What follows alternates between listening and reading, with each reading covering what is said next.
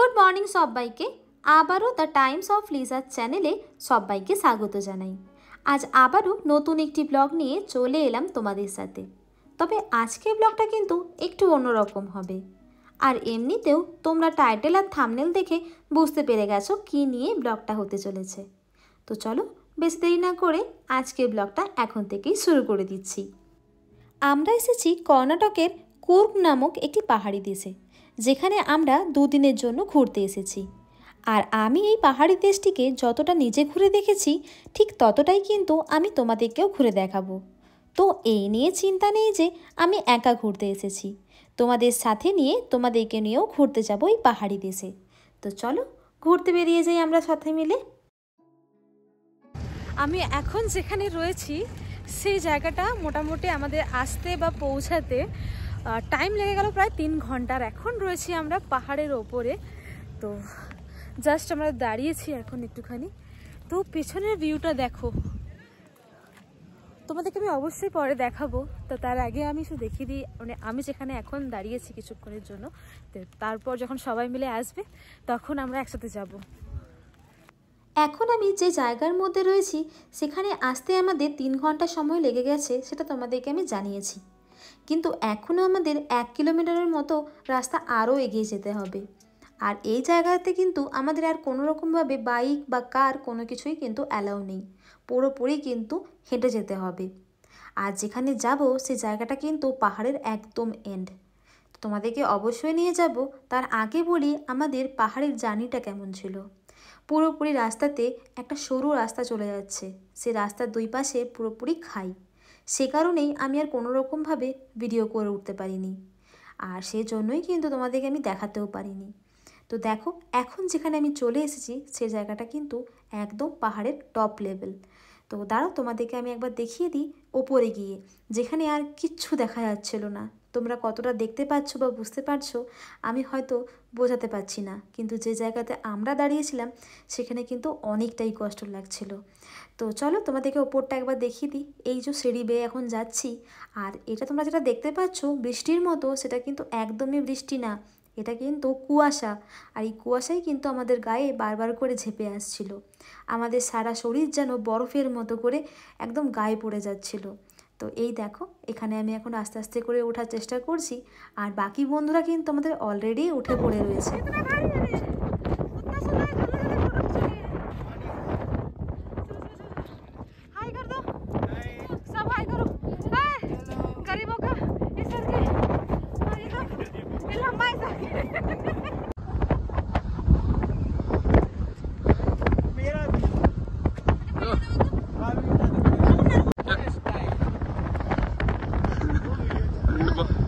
Video चल रहा है।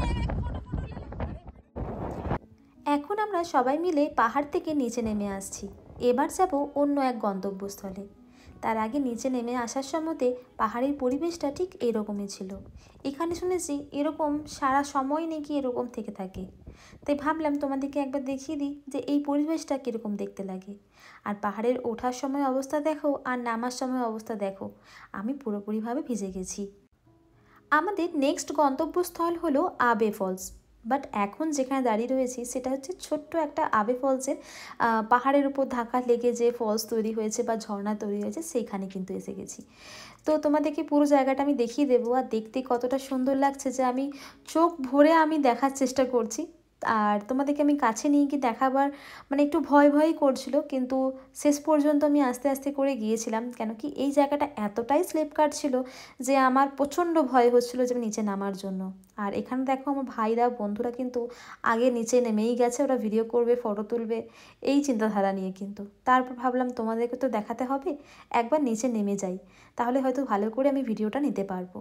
আর দেখতে এতটাই সুন্দর লাগছিল যে পুরো চোখ জুড়ে যেন আমি শুধু এটাই দেখি এই মনে হচ্ছিল।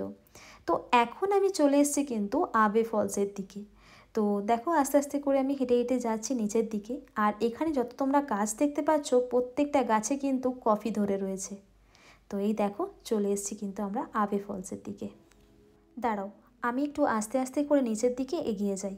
আর এমনিতেও নিচের দিকটা এতটাই ভিড় হয়ে গিয়েছে যে আমি কীভাবে ভিডিও নেব সেটাই কিন্তু আমি খুঁজে পাচ্ছিলাম না। তো দাঁড়াও আস্তে আস্তে করে নিচের দিকে নেমে যাই। আর এখন যেহেতু রেনি সিজন, তো সেই জন্য দেখো জলের প্রবল কিন্তু বেগ, আর সেই বেগ দেখার জন্য কিন্তু অনেক মানুষ কিন্তু এগিয়ে এসেছে এই আবে ফলসের দিকেই। তোমরা দেখলে বুঝতেই পারবে।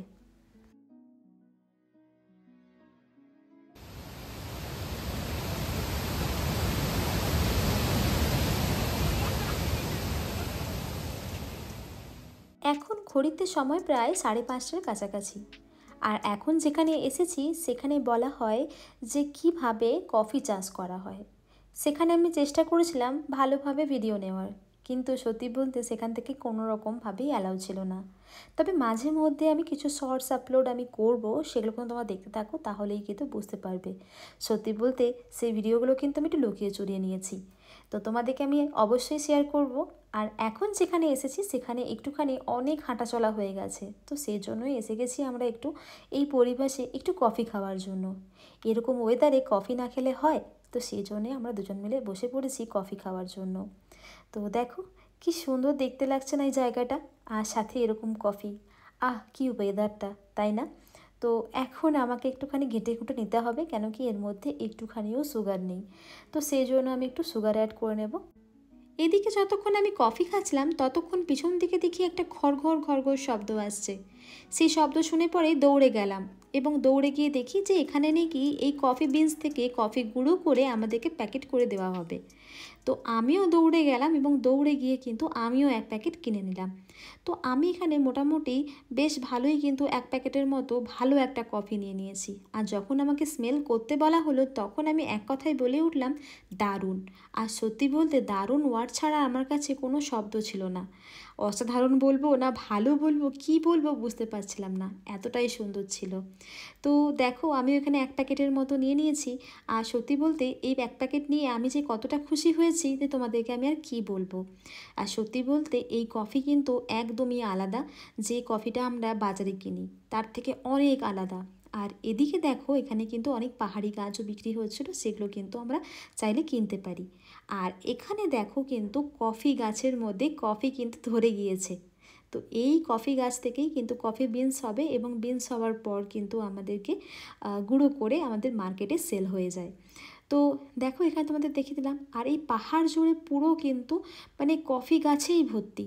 আর এখানে শুধু কফি নয়, এখানে বিভিন্ন রকমের মশলা এবং ওয়াইনসও বিক্রি হয়। তোমাদের পরের যে ব্লগটা আসবে সেই ব্লগের মধ্যে আমি শেয়ার করে দেবো।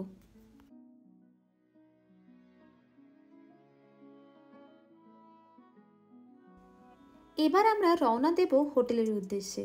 আমাদের পাহাড় থেকে নিচে নামতে নামতে এবং হোটেল পৌঁছাতে পৌঁছাতে প্রায় 2.5 থেকে 3 ঘন্টা সময় লেগেই যাবে। তাই এখন থেকেই আমরা কিন্তু গুটি গুটি পায়ে কিন্তু রওনা দেওয়ার চেষ্টা করছি। না আমরা কিন্তু হেঁটে হেঁটে যাবো না, অবশ্যই গাড়ি করেই কিন্তু আমরা পৌঁছে যাব। তো এতেই আমাদের মোটামুটি 2.5 থেকে 3 ঘন্টা সময় লেগে যাবে হোটেল পৌঁছাতে। এই তো কথা বলতে বলতে হোটেলে আমরা পৌঁছে গেছি মোটামুটি। এবার ব্লগটাকে এন্ড করার সময় হয়ে গেছে, তো তোমরা অবশ্যই জানিও কুর্গ ট্যুর তোমাদের কেমন লাগলো। আমাদের তো বেশ ভালোই লেগেছে। তো সত্যি বলতে একটা কিছু প্রবলেম হচ্ছিলো, যেহেতু আমাদের বৃষ্টিতে মানে এতটা ভেজার কখনোই হয়ে ওঠেনি, তো একটু বৃষ্টিতে আমাদের প্রবলেম হচ্ছে। আর যার কারণে কিন্তু আমাদের হচ্ছে এই অবস্থা, প্রত্যেকটা জামা কাপড় এভাবে এখানে ওখানে মেলে দিতে হয়েছে, মানে আর উপায় ছিল না বলে এই অবস্থা। তো আজকের এই ব্লগ তাহলে এখানেই শেষ করছি, দেখা হবে নেক্সট ব্লগে। ততক্ষণ ভালো থেকো এবং সুস্থ থেকো। তো আজকের জন্য টাটা। অবশ্যই নেক্সট ডের জন্য অপেক্ষা করবে, আমি কিন্তু নেক্সট ডেও তোমাদেরকে দেখাবো। আমরা এখানে 2 দিনের ট্যুরে এসেছি, তো ফার্স্ট ডে দেখিয়ে দিলাম এবং নেক্সট ডে আবারও কিন্তু একটা ব্লগ আসবে। তো চলো বাই।